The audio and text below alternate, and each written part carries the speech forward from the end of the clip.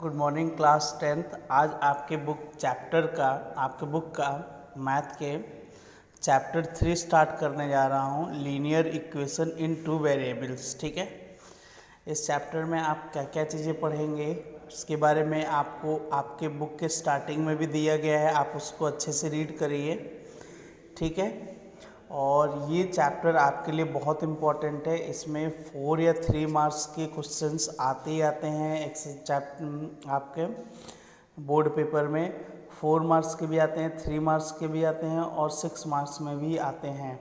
तो इसको बहुत ध्यान से इस चैप्टर को पढ़िएगा। ये चैप्टर भी बहुत इजी है। ठीक है, और स्कोरिंग एक्सरसाइज है, इसको आप अच्छे से समझ गए तो आप अच्छा नंबर स्कोर कर सकते हैं।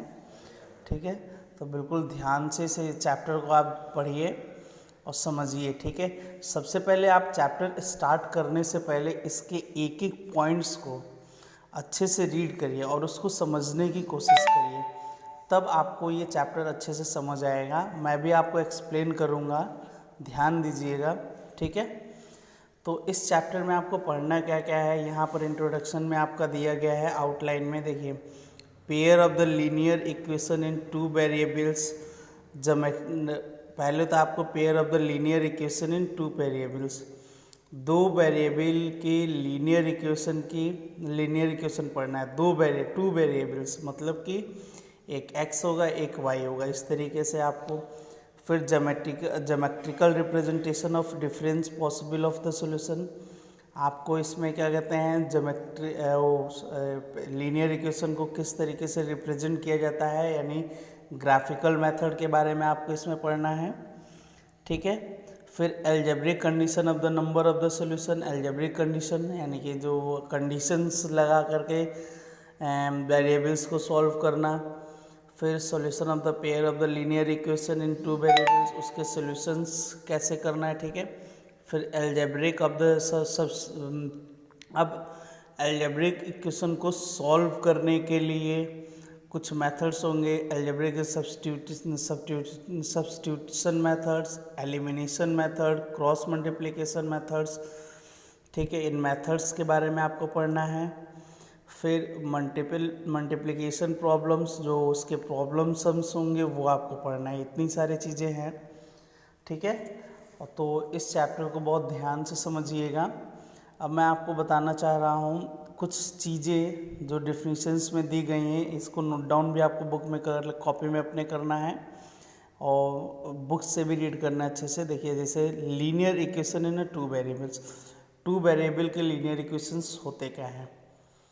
तो इजी है। An equation form A X plus B Y plus C is equal to 0। कोई भी इक्वेशंस होती है वो इस फॉर्म में होती है, A X plus B Y plus C is equal to 0, where A B C क्या है, एक रियल नंबर होता है। ठीक है ना, जो वो 0 के इक्वल नहीं होता, मतलब 1 2 3 4 ऐसे नंबर्स होते हैं। ठीक है, इस कॉल्ड इसको हम लोग लीनियर इक्वेशन कहते हैं, यानी वह इक्वेशन जो इस फॉर्म में होता है। ठीक है, जिसमें x और y वेरिएबल है, दो अलग अलग वेरिएबल्स हैं। ठीक है, और a b c एक कांस्टेंट नंबर है। ठीक है, रियल नंबर है। ठीक है, जैसे एग्जांपल में दिए गए, जैसे ये देखिए linear equation 4x plus 5y is equal to 2। तो इसमें 4 और 5 और 2 क्या है, आपका रियल नंबर है, और एक्स वाई क्या है, आपका दो अलग अलग वेरिएबल। तो यही कहलाता है हमारा linear equation of a two variables. ठीक है, इसको सॉल्व करने का मेथड, फिर आपको क्या कहते हैं, इसमें solution of the given two equation को कैसे सॉल्व करेंगे। तो एक्स की वैल्यू निकालनी होती है, वाई की वैल्यू निकालनी होती है। ये सारे क्वेश्चंस में आपको सॉल्व करेंगे तो उसमें आपको समझ आएगा।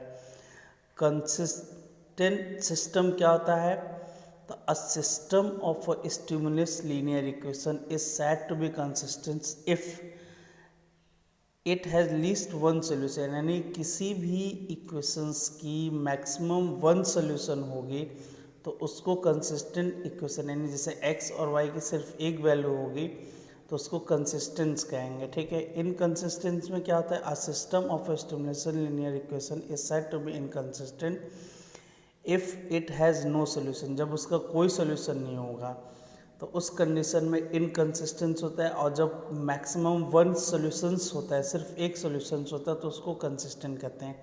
ये आपको याद रखना है, ठीक है। ये इसी क्वेश्चंस में फिर अब उसके बाद नया टॉपिक है, फर्स्ट नंबर है graphical representation of a linear equation and their solution.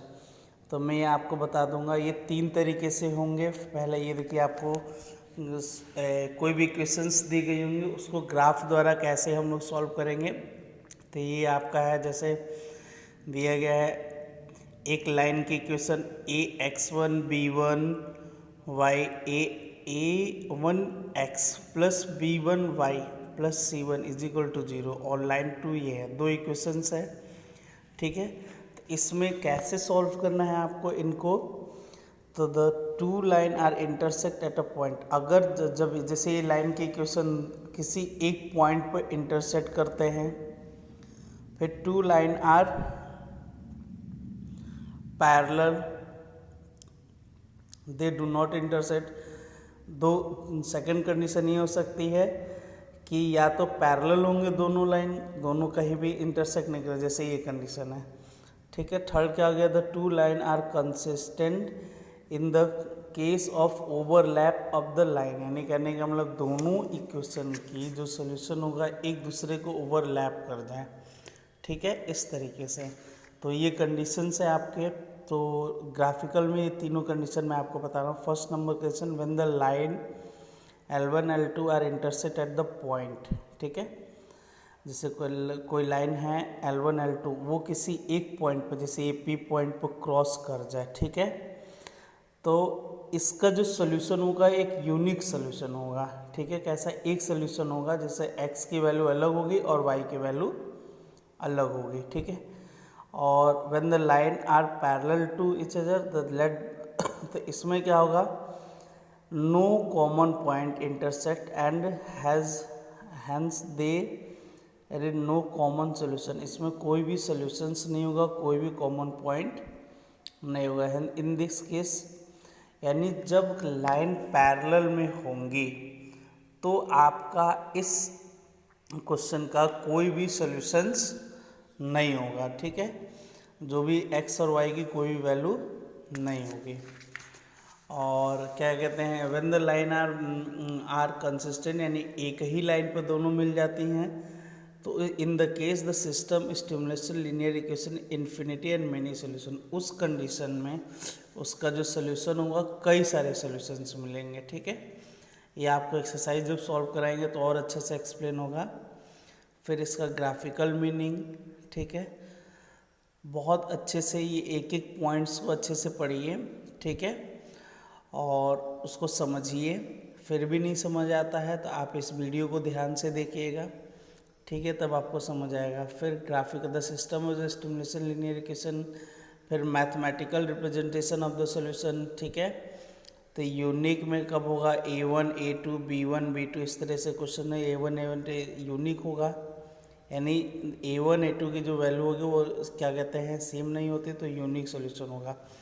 No solution में A1 A2 B1 B2 but C1 C2 is not equal, ठीक है। A1 A2 इस तरीके से हो तो उस कंडीशन में कोई सोल्यूशन होगा। और infinity and many solution if only and only क्या कहते हैं, सभी सम्स इक्वल्स होंगे तो हमारा इसका जो होगा आपका इन्फिनिटी और कई सारे सोल्यूशन होगा, ठीक है। यहाँ पे एक फ्लो चार्ट दिया गया है, देख लीजिए।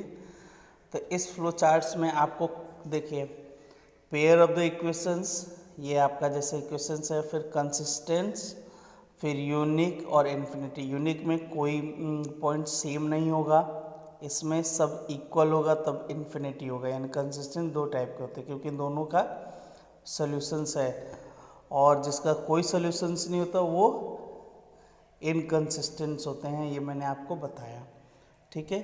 तो ये पूरा एक्सरसाइज अच्छे से समझिएगा। अगर फिर भी नहीं समझ आता तो आप हमसे क्वेरी कर सकते हैं, पूछ सकते हैं।